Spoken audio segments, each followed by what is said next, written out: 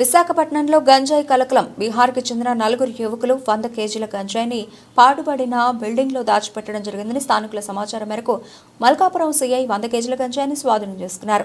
Malkapuram industrial కాలనీలో ఒక పాడుబడిన బిల్డింగ్లో గుర్తు తెలియని వ్యక్తులు గంజాయిని దాచారని సమాచారంతో స్థానికుల సమాచారం మేరకు హుటాహుటిన పోలీసు సిబ్బంది అక్కడికి చేరుకున్నారు. గంజాయి తరలిస్తున్నటువంటి ముఠాలను పట్టుకోవడానికి ప్రయత్నాలు జరుగుతున్నాయని అధికారులు తెలియజేశారు.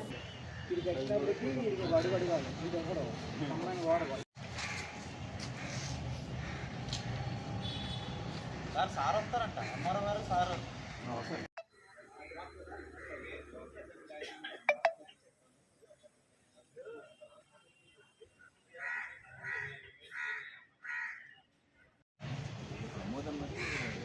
కనబట్లేదు సార్ ఎక్కడ ఉంది అది